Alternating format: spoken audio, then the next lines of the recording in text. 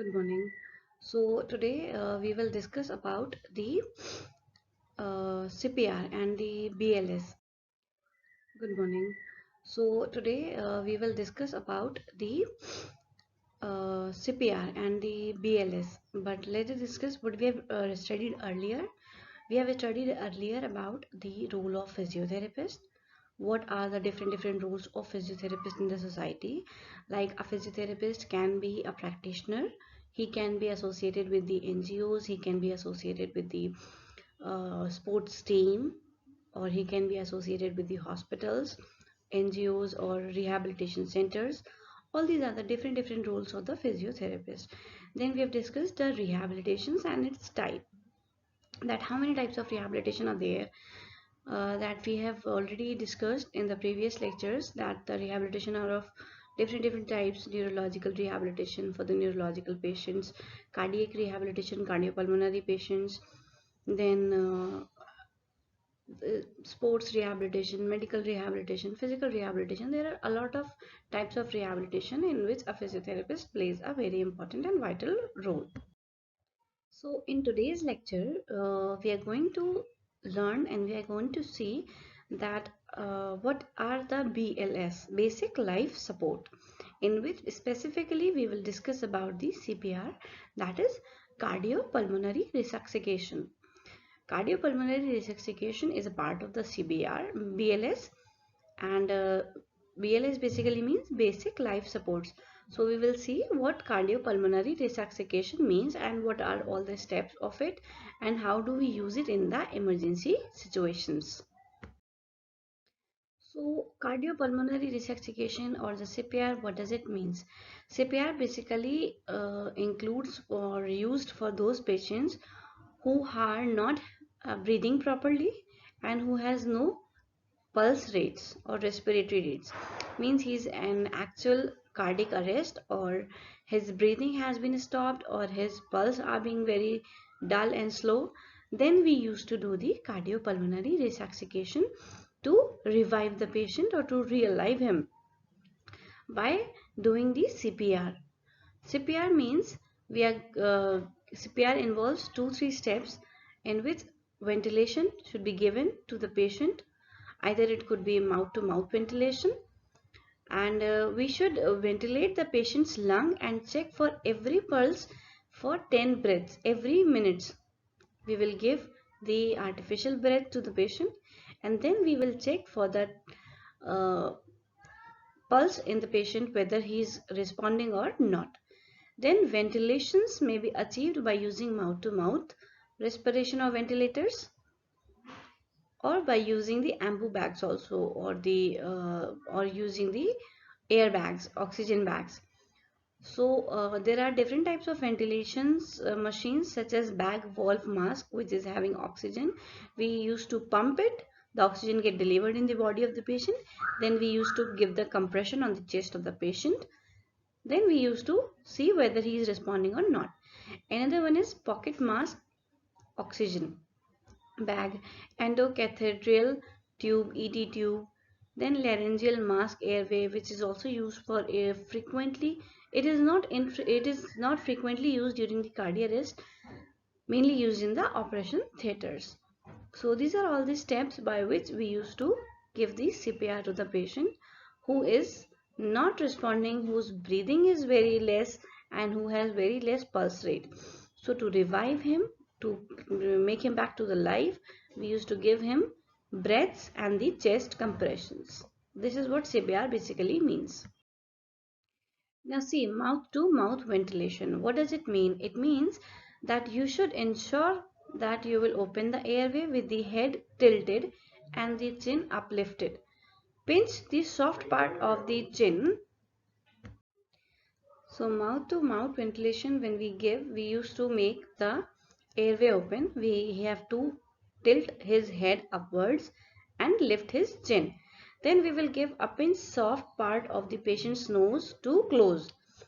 After that, we will take our normal breath and place our lips around the mouth of the patient. And we should make sure that we have done a good seal, so that when we blow the air steadily, it will go inside the mouth of the patient directly. It will go inside his airways. Then we used to blow steadily into the mouth vessel, watching for the chest to rise and fall to ensure that it is an effective breath. Now you can see in this picture, the patient is the uh, making the head tilted and the chin uplifted. After that, the therapist is trying to keep his lips on the lips of the patient and make a tight seal. Then when we give a breath steadily, we have to see that the chest is elevated or not. This is what CPR's first method is. Now, another method for giving the ventilation to the patient should be ventilation with bag valve mask. Okay, so what happened in this bag valve mask? We will place a pocket mask, and it should be used with or without the oxygen. Either you can use the oxygen supply along with this mask, or you can avoid, or you can just blow the air into the body of the patient with the help of this mask. You can see in this picture that here the therapist is again making the patient in such a position that tilts his head and uplifting his chin, and then the therapist places the pocket mask on the mouth of the patient, and this mask will be helpful in delivering the oxygen or ventilation into the body of the patient. Then another, it could be also done with the help of the two-person technique. It is preferable when the two persons are doing this method, because what happened when one person hold the face mask and make it in a place, meanwhile maintaining the airway, the another person could be assist in squeezing the bag so that the maximum amount of air could be delivered into the body of the patient. So these are the other methods of delivering the oxygen or ventilation into the body of the patient. So it is also used in the CPR method. Then another method of giving the ventilation to the patient who is getting not any kind of breaths or the very less pulses. In CPR, we will give the ventilation through the endotracheal tube. This is, you can see the picture of the endotracheal tube. This is a tube which is going inside the mouth of the patient, and this is the oxygen delivery device. It is having the oxygen which is delivering inside the body of the patient for providing him the ventilation.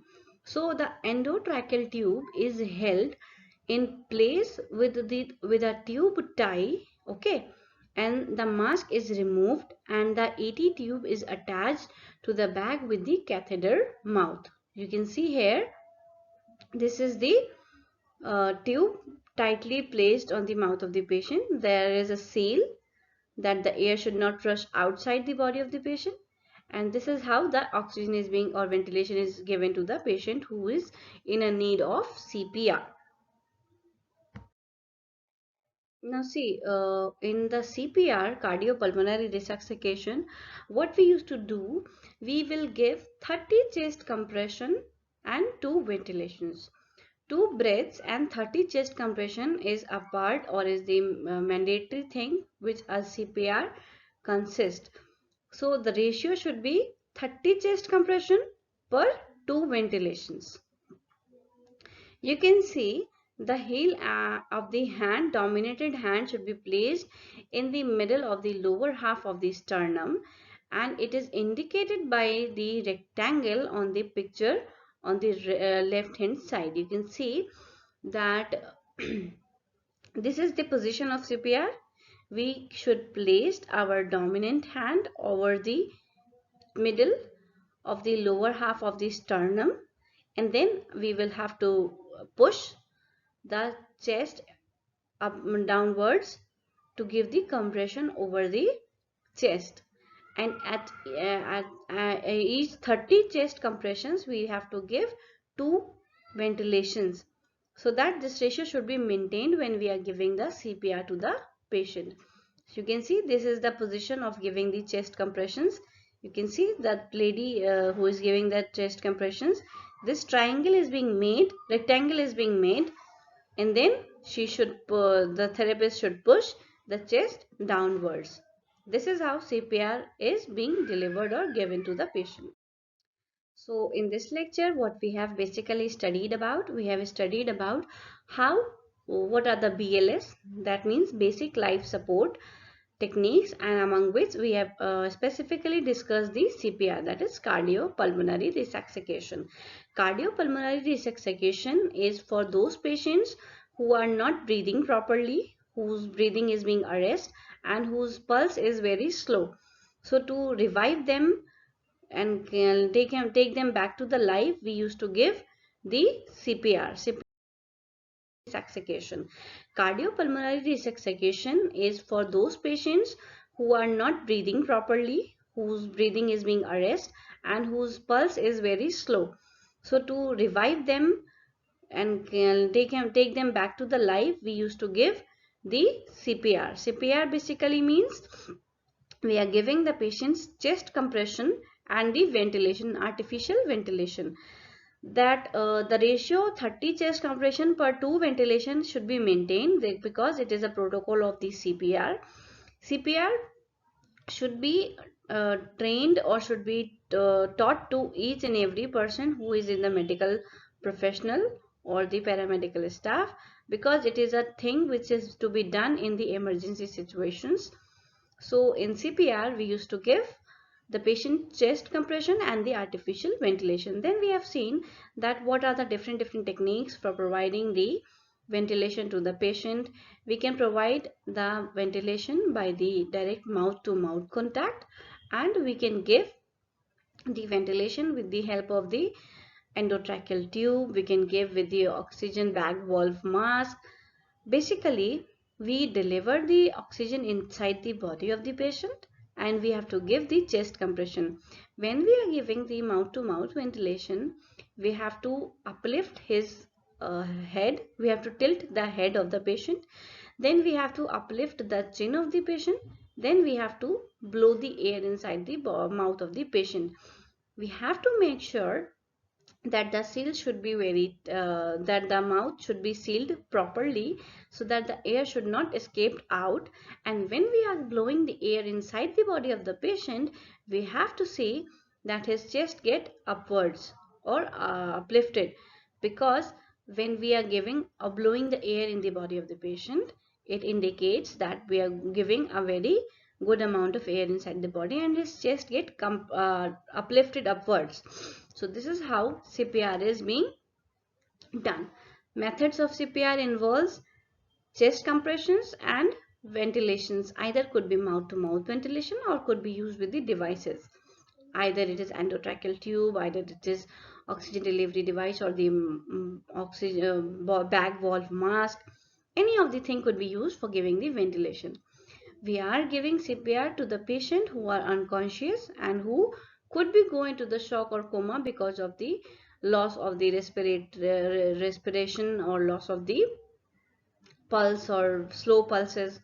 So we used to give it in an emergency situation. So this is what about CPR is, the methods of CPR and the steps of CPR and the need of CPR. It is a very important thing in the emergency situation. The last thing we used to do to revive the patient is CPR, and its frequency should be maintained at 30 chest compression per 2 ventilators.